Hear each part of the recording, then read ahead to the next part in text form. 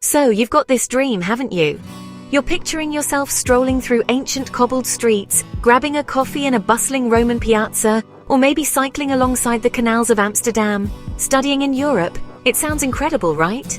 It's a chance to see the world, meet people from all over, and get a top-notch education all at once. But before you start packing your bags and learning to say hello in 10 different languages, there's a little thing we need to talk about. It's the first hurdle you've got to clear, the official gateway to that dream life you're imagining, the university admission test. It's the bit that feels a bit like homework, a bit formal, but it's absolutely key. Now don't let the word standardized test put you off. I know they can sound a bit scary, a bit serious, but really all they are is a way for universities to get a handle on what you know. Think of it like this.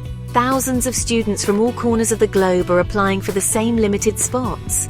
Everyone's got different school reports, different grades, different backgrounds. These tests are the university's way of creating a level playing field. They provide a single standard way to measure everyone's academic skills, making the whole selection process fairer and more transparent for everyone involved. It's their method of seeing if you're ready for the challenge. These exams aren't there to catch you out or to trip you up. Honestly, they are designed to see what you're capable of.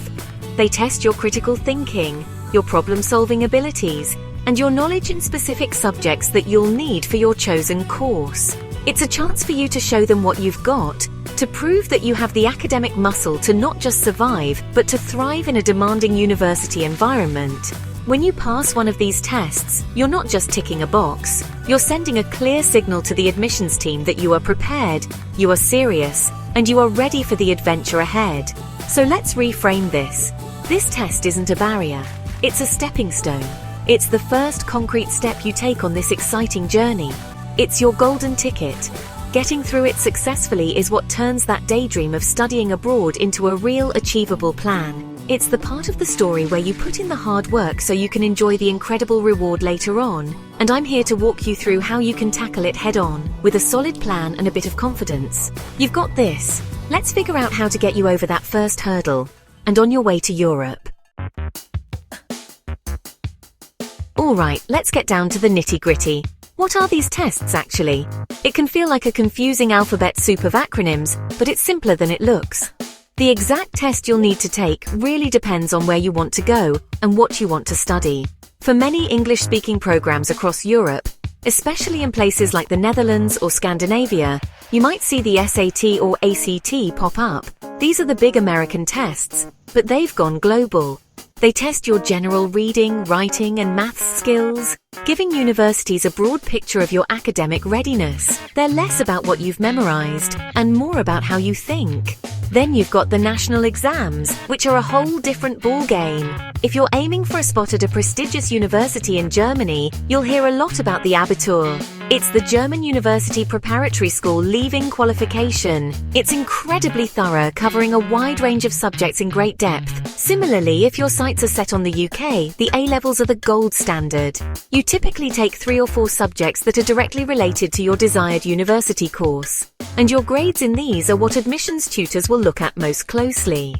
These are serious, in-depth qualifications that show true subject mastery.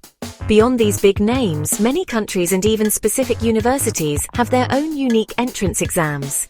In Italy, you might face the TLC test for certain subjects, while Spain has the Selectividad, or EBAU. These are often tailored to the country's own education system and are usually conducted in the local language, so language skills become a massive part of your preparation. This is why doing your research is so important. You need to check the specific entry requirements for every single university you're interested in. Don't just assume. Go to their official website and find out exactly what they expect from you. So, the first step is to do your homework. Nail down which country you're interested in, pick a few universities, and find their admissions page. Write down the name of the test they require. Is it a general skills test like the SAT, or a subject-specific one like the A-levels? Understanding the beast you're up against is half the battle. Once you know which test you need to take, you can stop worrying about all the others and focus your energy where it matters. This clarity is your best friend. It's the starting point from which you'll build your entire preparation strategy.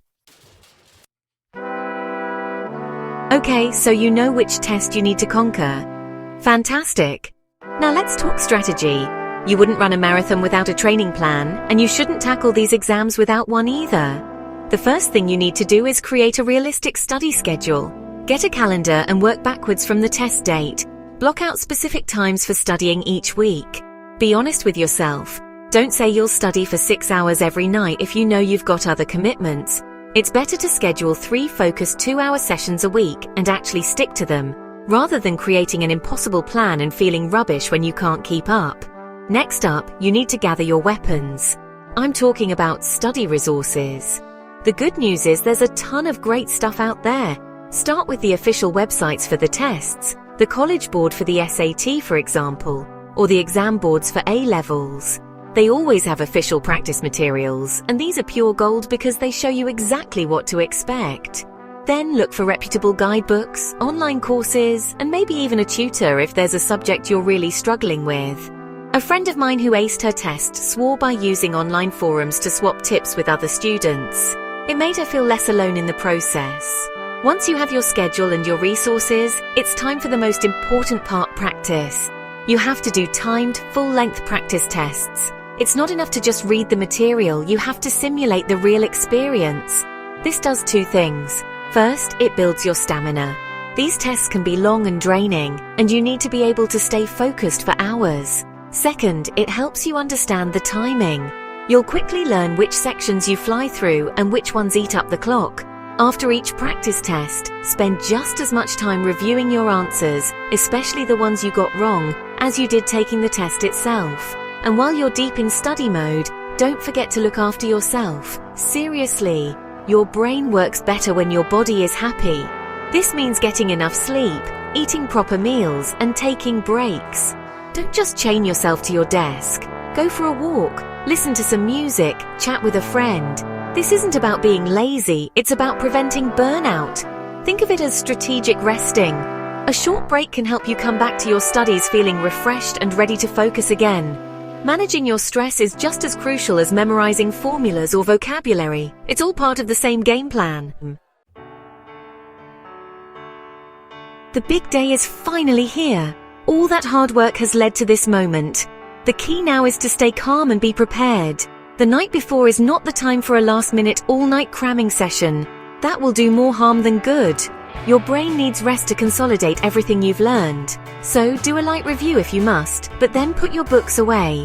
Pack your bag with everything you need: your admission ticket, your ID, approved calculators, and some pencils. Lay out your clothes. Do whatever you can to make the morning as stress-free as possible. Then get a good night's sleep.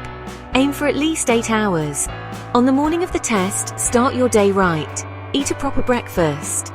I'm talking about something with protein and complex carbs that will give you slow-release energy, not a sugary cereal that will lead to a crash an hour later. Scrambled eggs on toast or a bowl of porridge would be perfect. Give yourself plenty of time to get to the test center. Arriving late is a recipe for panic, and you don't need that extra stress. Get there early, find your room, and just take a few moments to breathe and get settled. A positive mindset can make a huge difference. Remind yourself that you've prepared for this. You are ready. Once the test is over, that's it. It's done. Walk out of that room and let it go. Resist the urge to obsess over every single question you think you might have got wrong. It's out of your hands now. The best thing you can do is celebrate your effort. You put in the hours, you faced the challenge, and you saw it through. That is a massive achievement in itself, regardless of the final score. Go and do something fun. See a film, have a nice meal with your family, or just relax. You have absolutely earned it. This moment of relief and reflection is an important part of the process. And finally, remember what this is all about. This test was just one step on a much bigger, more exciting journey. When your results come in, take some time to reflect. If you got the score you needed, brilliant! It's time to get on with your applications. If you didn't, it's not the end of the world. It's simply a setback, not a failure. You can look at retaking the test or exploring other university options. This whole experience is a learning curve. Your dream of studying in Europe is still very much alive. You're building resilience, you're learning about yourself, and you're about to embark on an incredible adventure. Be proud of how far you've come.